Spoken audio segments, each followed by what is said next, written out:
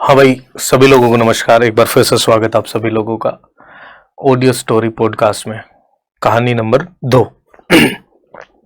तो भाई, आज की जो कहानी है वो दुनिया के सबसे अधिक रहस्यमयी व्यक्ति की कहानी है। एक कहानी है एक ऐसे रहस्यमयी व्यक्ति की जो प्लेन हाईजैक करता है और हवा में गायब हो जाता है। आज उस घटना को 45-50 साल बाद में भी याद किया जाता है और FBI, अमेरिका की इंटेलिजेंस एजेंसी, इसमें हार मान लेती है। ये कहानी है उस रहस्यमयी व्यक्ति की जो चलते प्लेन से गायब हो जाता है। पता नहीं चलता आसमान खा गया कि जमीन निकल गई, वो आदमी कहाँ गया, क्या हुआ, कोई उसके एविडेंस नहीं मिलते।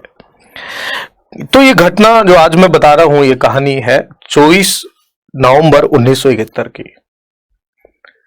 देश है United states of America. America के पोर्टलैंड अंतरराष्ट्रीय हवाई अड्डे का सीन है।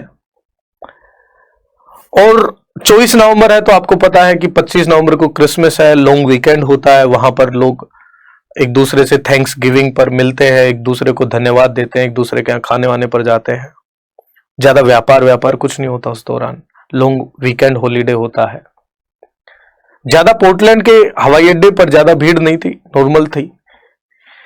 एक अधेड़ सी उम्र का 40-50 वर्ष की उम्र लग रही थी उस व्यक्ति की, काला चश्मा लगाए, टाई पहने, हाथ में काला सूटकेस लिए पहुंचता है फ्लाइट 350 के लिए। फ्लाइट 350 पोर्टलैंड से सिएटल टकोमा जा रही थी। सिएटल तक वो जाने वाली फ्लाइट थी। उसके टिकट लेता है बोइंग 727 में बैठने के लिए। कुछ डॉलर्स देकर ये टिकट ले लेता है और टिकट पर नाम लिखता है डीएन कूपर। पहले जब टिकट लेते थे तो जैसे आज भी नाम होता है, तो डीएन कूपर के नाम से वो टिकट लिया गया था। फ्लाइट में बैठ जाता है। उसमें फ्लाइटों में सिगरेट वगैरह अलाउड थी, अपनी सिगरेट जला लेता है। फ्लाइट टेक ऑफ होती है। कुल 40 लोग हैं। उनमें से 2 फ्लाइट अटेंडेंट हैं, टीना मकलोव और फ्लोरेंस शाफनेर।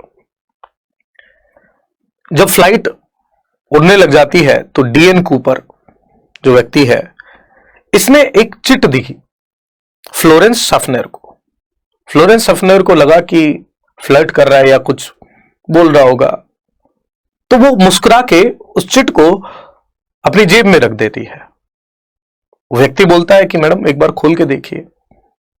तो वो खोलती है और उस चिट में लिखा था कि मेरे पास बम है और मेरी बगल में बैठ जाइए, जैसा मैं कहूं वैसा करते रहिए। फ्लोरेंस शाफनेर उनके बगल में बैठ जाती है उस व्यक्ति के। तो वो अपना सूटकेस खोलता है, उसमें बम लगा हुआ था। मतलब ये प्लेन हाईजैक हो गया। हालांकि ये बात और किसी को नहीं बताई उन्होंने, जो और यात्री थे उन्हें नहीं बताई। और डीएन कूपर ने कान में कहा कि ये मेरे पास बम है और मेरी शर्तें हैं कुछ, वो शर्तें पूरी हो जाएंगी, मैं चला जाऊंगा। फ्लाइट अटेंडेंट ने पूछा, बताइए शर्त बताइए। तो शर्तें बिल्कुल निर्धारित थी उसकी। उसने कहा कि मुझे $2 लाख चाहिए शाम 5 बजे तक। और एक खास बात कि $2 लाख 20-20 डॉलर के नोट होने चाहिए। मतलब ऐसा नहीं बड़े नोट नहीं लाने, 20-20 डॉलर के नोट होने चाहिए। 4 पैरासूट होने चाहिए, 2 आगे के, 2 पीछे वाले। और जहां फ्लाइट उतरेगी सिएटल में, वहां पे एक रिफ्यूल के लिए, दोबारा से ईंधन डालने के लिए एक ट्रक वहां पे होना चाहिए शाम 5 बजे तक। फ्लोरेंस शाफनेर ने अपनी साथी टीना मकलोव को बताया। टीना मकलोव ने ये बात अंदर बताई और जो एयरपोर्ट प्लेन चलाने वाले जो चालक थे उनके भी होश उड़ गए कि ये क्या हो रहा है। खैर, बता दिया गया, एयरपोर्ट अथॉरिटी को सिग्नल भेजा गया और बता दिया गया कि हाईजैक हो चुका है और ये शर्तें हैं। FBI के पास नोटिस गया। FBI सारी तैयार हुई। $2 लाख डॉलर का इंतजाम करवाया गया। 20-20 के नोट वहां के सिएटल के एक लोकल बैंक से लिए गए। 4 पैरासूट वहां पर नेशनल डिजास्टर मैनेजमेंट की एक कंपनी थी, उनसे लिए गए और सिएटल टाउन पर प्लेन रुक जाता है। प्लेन रुक जाता है, नीचे टीना मकलोव आती हैं पीछे के गेट से, प्लेन में उसमें पीछे गेट था, नीचे आती हैं और वो $2 लाख का वो भरा हुआ एक बैग लेती हैं और 4 वो पैरासूट लेकर अंदर आ जाती हैं। जैसे ही डीएन कूपर को मिलता है, वो कहता है कि सारे यात्री उतर सकते हैं, लेकिन आप लोग यहीं रहोगे। यात्री उतर जाते हैं। यात्रियों को अभी तक कुछ आइडिया नहीं है, उन्हें लगा नॉर्मल फ्लाइट है, उन्हें नहीं पता हाईजैक हो चुका। अब सिएटल टाकोमा में तेल दोबारा से डाला जाता है विमान को और मैक्सिको के लिए उड़ान भरने के लिए कहा जाता है। मैक्सिको के लिए उड़ान भर चुका है अभी। फ्लाइट में 2 फ्लाइट अटेंडेंट, 2 पायलट, एक ही आदमी है। कुछ 15-20 मिनट बाद में यह आदमी बोलता है कि आप अंदर चले जाइए, आप केबिन में चले जाइए, केबिन में अपने आप को लॉक कर दीजिए और मैं जब तक नहीं बोलूं तब तक बाहर नहीं निकलना, बाहर निकलोगे मैं बम फोड़ दूंगा। तो ये लोग अंदर जाने लगे। अच्छा, जब मैक्सिको के लिए विमान ने उड़ान भरी तो इसने कुछ गाइडलाइंस दी थी विमान चालकों को। इन्होंने कहा विमान के जो फ्लैप होते हैं, जो विमान को घुमाते हैं, फ्लैप उनके विंग्स पर फ्लैप होते हैं, इसे 50 डिग्री पर खोले रखना। विमान 10,000 किलोमीटर की ऊंचाई से नीचे रहना चाहिए। लाइट्स विमान की सारी बंद रहेंगी और पिछले हिस्से की सीढ़ियां खुली होनी चाहिए विमान जब उड़ता रहे। तो विमान चालकों ने मना कर दिया कि खुली सीढ़ियों के साथ हम उड़ा नहीं सकते, टेक ऑफ नहीं करेगा, मतलब उड़ेगा नहीं। तो उसने कहा चलो ठीक है, सीढ़ियां बंद कर दो, बाकी जो मैंने बातें बताई हैं ये आप फॉलो करना, ठीक है। और टीना मकलोव को बुला के बोलता है कि आप अंदर केबिन में चले जाइए, केबिन अंदर से बंद कर लीजिए, मैं जब तक नहीं बोलूं आप खोलेगा नहीं। टीना मकलोव बंद कर रही होती है गेट को, सब अपने आप को बंद कर रही होती है केबिन में। तो देखती है कि डीएन कूपर बीच प्लेन के खड़ा है, उसके हाथ में वो बैग है नोटों का और वो पैरासूट जैसी कोई चीज बांध रहा है, क्योंकि 4 पैरासूट आए थे, और गेट बंद कर लेती है। उन्हें कोई आइडिया नहीं पीछे क्या हो रहा है। अचानक हवा का एक जोरदार झटका लगता है विमान को और मैक्सिको में फिर लैंडिंग होती है। मैक्सिको में जैसे ही लैंडिंग होती है, एफबीआई वहां पे तैयार थी इस आदमी को पकड़ने के लिए। एफबीआई ने देखा विमान की सीढ़ियां खुली हुई हैं, सीढ़ियां टूटी हुई है, तो अंदर जाते हैं प्लेन के अंदर, उन्हें कोई नहीं मिलता। बहुत ढूंढते हैं कहां गया कहां नहीं गया। अच्छा, दिलचस्प बात यह थी कि जब विमान सिएटल से उड़ान भर रहा था तब एफबीआई ने 2 फाइटर जेट भेजे थे। एक प्लेन के ऊपर जा रहा था, एक प्लेन के नीचे उचित दूरी बनाए रखते हुए। उनसे पूछा गया, फाइटर जेट वाले पायलटों से पूछा गया, भाई तुमने किसी को नीचे कूदते हुए देखा है क्या? क्योंकि सभी का अनुमान यह था कि वो पैरासूट बांध रहा था, लास्ट टाइम वो बैग उसके हाथ में था तो कूद गया होगा, सीढ़ियां भी खुली हुई। उन्होंने भी कहा सर हमने कुछ कूदते हुए नहीं देखा, ना ही कुछ ऐसा हुआ। अब एफबीआई वहां पर जांच करती है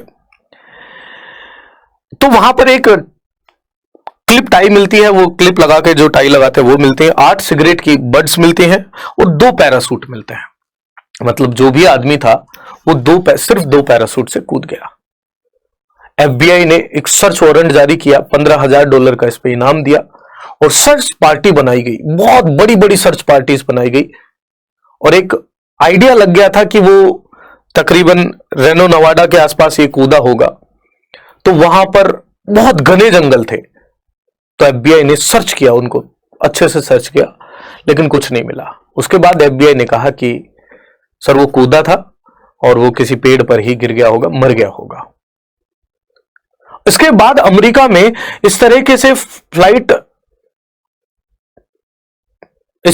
फ्लाइट को पकड़ने के या इस तरीके से चोरी करने के डीएन कूपर के नाम से बहुत सारे लोगों ने प्रयास किया, लेकिन असल डीएन कूपर अभी तक पता नहीं चला था। एफबीआई ने कह दिया कि जी वो मर गया होगा, एक थ्योरी बनाई उसकी कि मर गया होगा। कुछ साल बाद में रेनो नवाडा के पास एक बीच पर एक बच्चा खेल रहा होता है, तो बीच पर वो खुदाई करता है, तो खुदाई में उसे कुछ नोट मिलते हैं। ये $20 के नोट थे और 3 पैकेट थे। अब जब उन नोटों की जांच की जाती है तो उन नोटों पे वही सीरियल नंबर था जो डीएन कूपर को दिया गया था। मतलब डीएन कूपर जिंदा है। 3 नोटों की गड्डियां मिली, उसके बाद आसपास बहुत जगह छान मारी, लेकिन डीएन कूपर कहीं नहीं मिला। कौन था, क्या था, कहां था, किसी को कोई पता नहीं। डीबी कूपर के नाम से फेमस हो गया और डीबी कूपर के दीवाने इतने कि कोई इसे जादूगर कहने लगा, कोई कुछ कहने लगा कि बीच हवा में यह आदमी गायब हो जाता है। 45 साल बाद में एफबीआई ने इस बात पे हार मान ली कि हमें नहीं पता कि क्या हुआ इस आदमी को। यह तय हो चुका कि वो आदमी जिंदा तो था, क्योंकि वो 20-20 रुपए के जो $20 के जो नोट आए वो कहां से आएंगे वरना उसी सीरियल नंबर के, क्योंकि जब इस तरीके से दी जाती है राशि तो उनके नोटों के नंबर वगैरह नोट कर लेते हैं उसी सीरियल नंबर के। अच्छा, एक और दिलचस्प बात की डीएनए से जांच कर ली जाए, तब तो डीएनए की तकनीक नहीं थी, लेकिन अब बाद में लेटर ऑन पाएगी 30-40 साल बाद में। तो एफबीआई के जहां पर एविडेंस रखे जाते हैं वहां से वो सिगरेट के बड्स भी गायब मिले। आज तक ये नहीं पता चला कि आदमी कौन था, क्या इसका असली नाम डीबी कूपर ही था, क्या था क्या नहीं था। ये कहानी ऐसे ही खत्म हो जाती है अधूरी। तो ये कहानी थी इस दुनिया के सबसे रहस्यमयी व्यक्ति की, जो बीच प्लेन से गायब हो जाता है, जिसकी पता किसी को भी नहीं चलता है। ये कहानी उस बात की है। अगली बार जो कहानी होगी वो एक किताब की होगी, एक ऐसी किताब जिससे 30 लोगों की हत्या हो जाती है, और उसके बाद और भी बहुत सारी कहानियों की सीरीज लगातार आती रहेगी। आप इसी तरीके से सुनते रहिएगा। आपको अच्छी लगी कहानी तो जरूर लिख के बताइएगा, या कोई और कहानी जानना चाहते हो और कोई बात सुनना चाहते हो, क्योंकि क्लासेस में मैं बहुत सुनाता रहता हूं, तो आप नीचे लिख दीजिएगा, अगली बार कहानी आपकी ही हो जाएगी। यदि आपको कहानी पसंद आई हो तो शेयर जरूर करिएगा, चैनल को सब्सक्राइब जरूर करिएगा। धन्यवाद, बाय बाय।